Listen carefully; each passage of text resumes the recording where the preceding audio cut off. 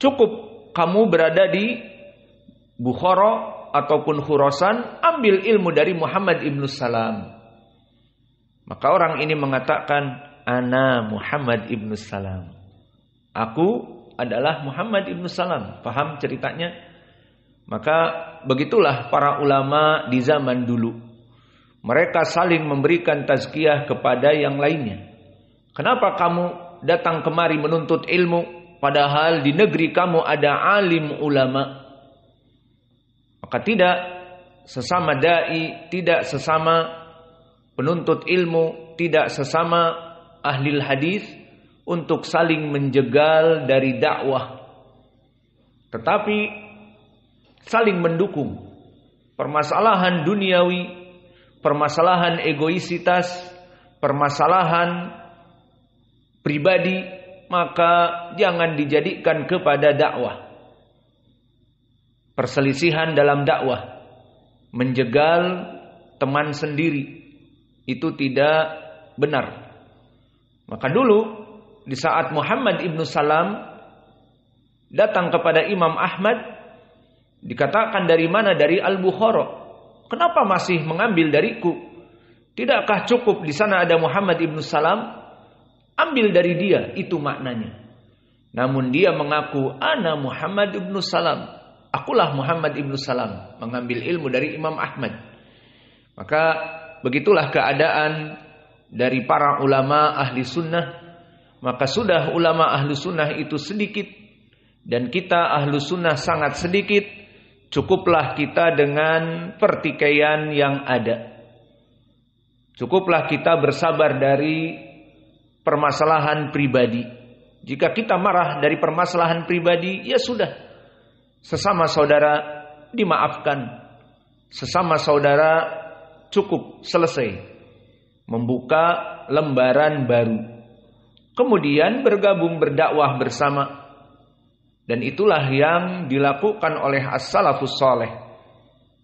Tidak di antara mereka saling bermusuhan, saling menjegal dakwah di antara mereka, tidak. Dan di sini menjadi pendalilan tentang permasalahan at-tawadhu.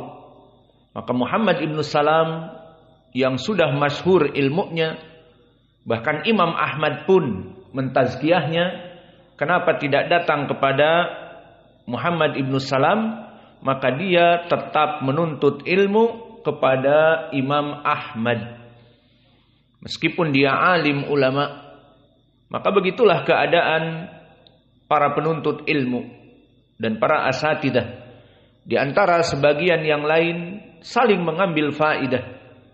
Tidak ada yang namanya arogan. Dan jika melihat di Facebook ataupun di internet ada kajian dari Ustadz Fulan, Ibnu Fulan, maka merasa sedih ataupun merasa sempit hati karena si Fulan berdakwah ke negeri Fulan. Maka tidak seperti itu. Bahkan kita senang dan bangga. Seperti saudara kita. Dan Syekh juga mengirimkan sendiri langsung bahwa Ustadz Askari datang ke tempat Syekh Nu'man dan diberikan kepada kami rekamannya. Maka kita merasa senang dan kita sebutkan jazahullahu khair. Dan kepadamu juga wahai Syekh, jazakallahu khair ala husni dhiyafah, kepada saudara kita Askari. Maka kita semuanya senang. Tidak di antara kita hatinya terbakar dengan iri dan dengki, tidak. Tidak ada perasaan seperti itu.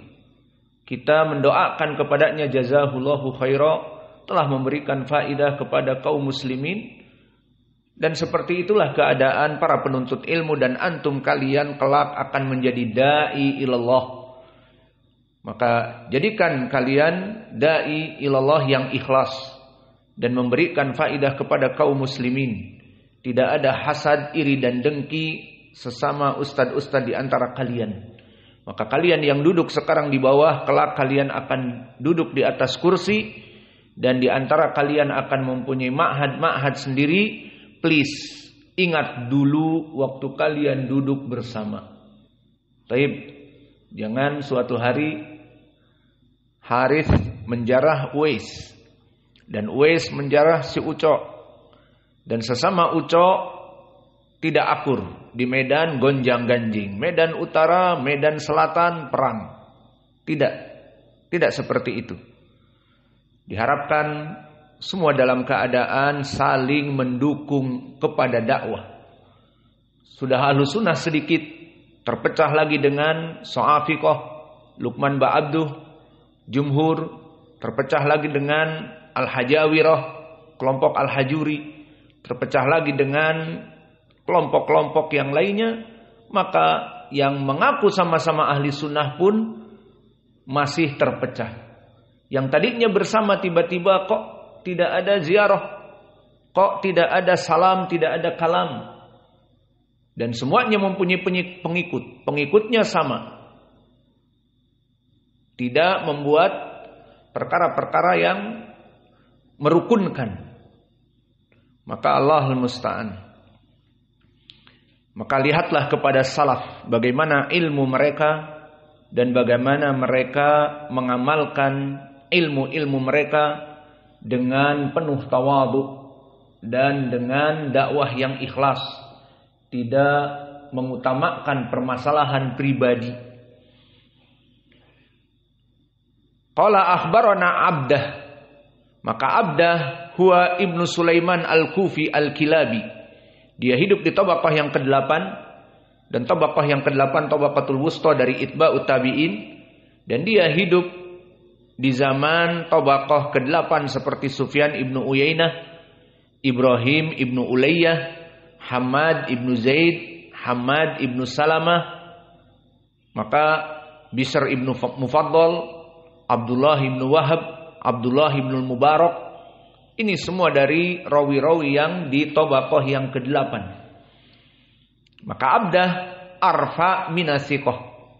Abdah ibnu Sulaiman Al-Kufi di atas derajat siqah. Berkata Abu Hatim ibnu Hibban, mustaqimul hadis jiddan. Maka jika ditanya kenapa penulis di sini beristidlal dengan ucapan Ibnu Hibban, padahal ma'ruf dia mutasahil dan dia mutasyaddid. Kita katakan ucapan dia dalam keadaan di dalam kitabnya Siqat jika mengatakan tambahan seperti mustaqimul hadis jiddan diambil bahwa dia telah memeriksa orang ini dalam keadaan seperti itu. Dan yang kedua, ucapan beliau tidak berkesendirian, didukung dengan ucapan ulama yang lain, maka kita nukilkan ucapan ulama yang lain. Itu maknanya. Maka Imam Ahmad pun telah mengatakan siqotun siqoh, berarti di atas derajat siqoh. Dan disiqohkan oleh Ad-Daruqutni dan Yahya ibnu Ma'in mengatakan siqoh, dan di tempat yang lain sabtun. Dan kalimat sabtun di atas derajat siqoh. Dan Muhammad ibnu Sa'ad mengatakan siqoh. An Yahya ibni Sa'id al-Ansari al-Madani. Dia hidup di tabaqah yang ke-5 dari tabi'in yang kecil. Dan dia di atas derajat siqoh.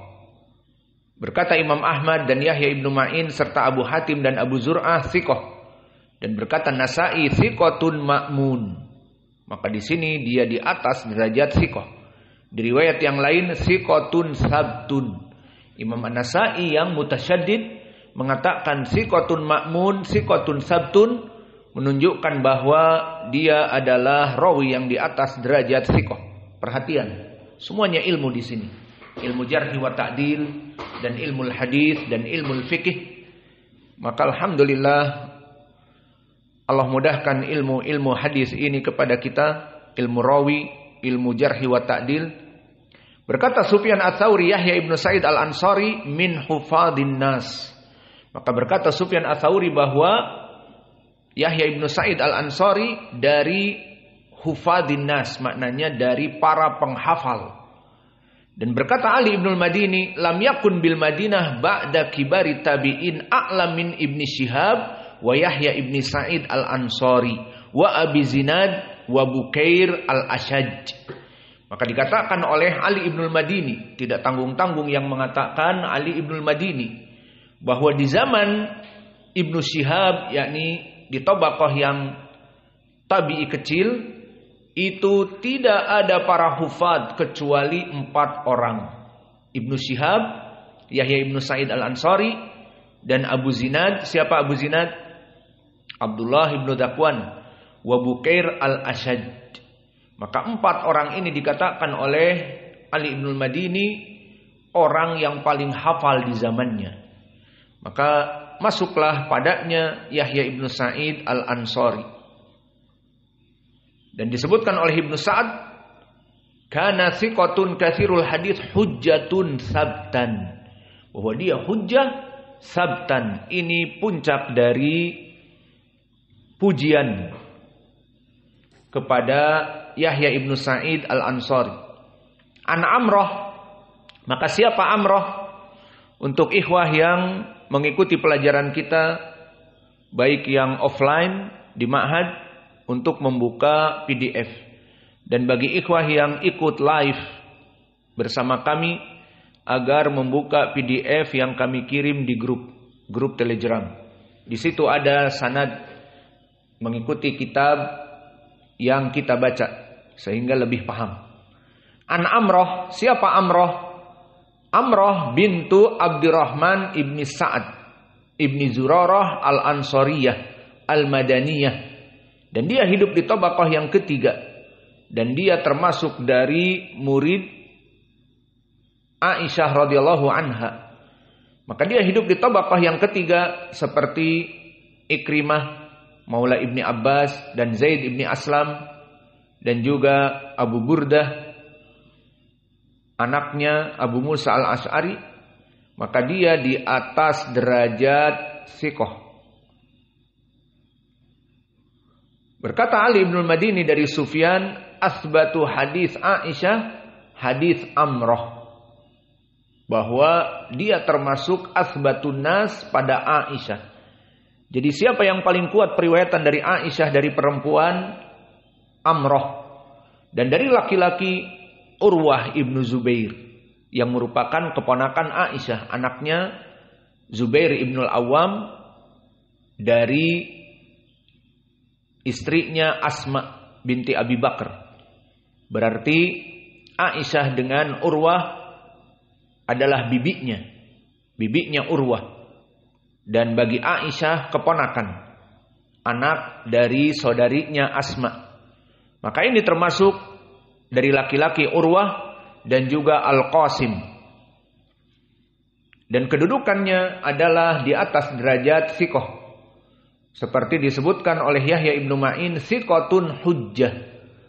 Maka di sini Amrah perempuan ini thiqatun hujjah kata Ibnu Ma'in.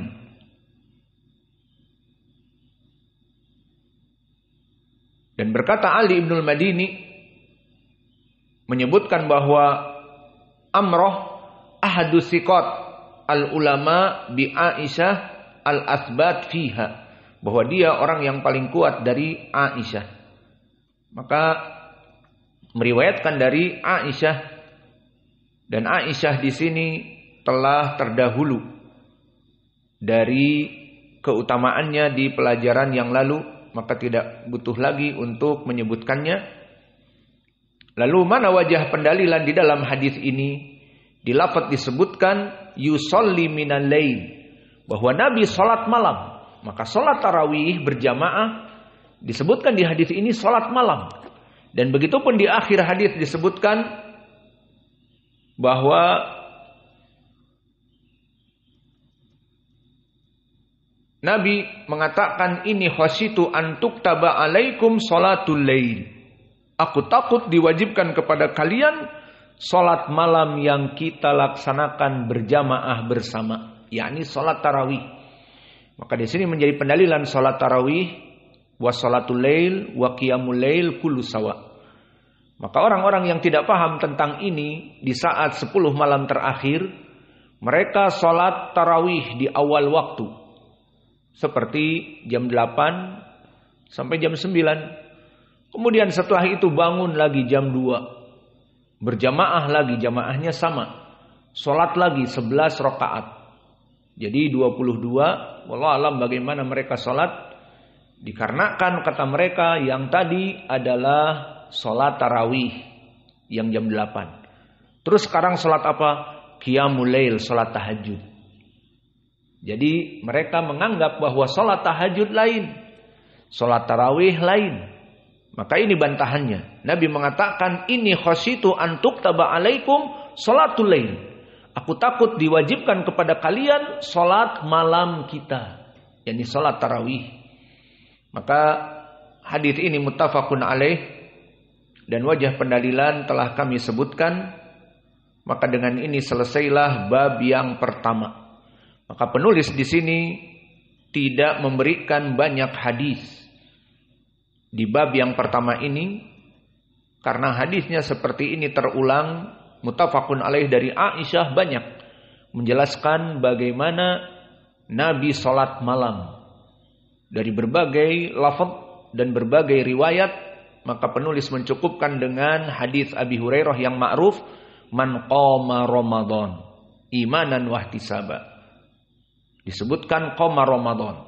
Dan di hadis Aisyah di sini disebutkan yusalli bilail, bahwa Nabi salat malam. Kemudian diikuti oleh para sahabat 1 malam, 2 malam, 3 malam. Di malam yang keempat sengaja Nabi tidak keluar. Kemudian Nabi mengatakan kepada para sahabatnya, ini khasyitu an tuktaba alaikum sholatul lail. Aku takut diwajibkan kepada kalian dan kalian tidak akan mampu untuk melaksanakan sholat lail tadi. Maka disebutkan sholat tarawih dengan istilah sholatul lail. Maka telah selesai dari bab yang pertama dengan 2 hadis. Dan insya Allah kita masuk kepada bab yang kedua, al-babu tsani, fadailu qiyamir Ramadan. Wah, tampangnya gelisah nih. Masuk kepada bab yang kedua. Padahal cuma baca judul saja. Mau diteruskan sampai pagi? Atau mau tidur? Nangdurkam khamsa wa salasun idan yakfi. Cuman memperkenalkan bab yang kedua, fadailu qiyami Ramadan. Maka setelah penulis menjelaskan tidak ada perbedaan qiyamul lail dengan salatul tarawih dengan salatul lail. Kemudian setelah menjelaskan keduanya atau ketiganya sama, maka masuk kepada keutamaan salat tarawih. Dan ini seperti biasa penulis memulai keutamaan daripada ahkam. Seperti di dalam puasa Ramadan, satu kitab khusus membahas tentang fadail siam Ramadan dan telah kita baca. Iya. Mau diselesaikan atau tidak usah? Terserah antum. Kitab itu mau diselesaikan? Kalau kita udah selesai di Lubuk Linggau dan di Depok kemarin. Kalau antum mau selesai biar dapat sanad, bisa kita selesaikan. Berarti melihat ba'dal asr, insyaallah kita sudah terbiasa puasa 3 hari, 4 hari. Kalau ba'dal asr ada kekuatan, kita berikan. Maka inilah bab yang kedua, keutamaan dari sholat tarawih. Dan insyaallah akan kita bahas di waktu yang akan datang. Wa naktafi ilahuna wa jazakumullahu khaira wa barakallahu fi ilmikum.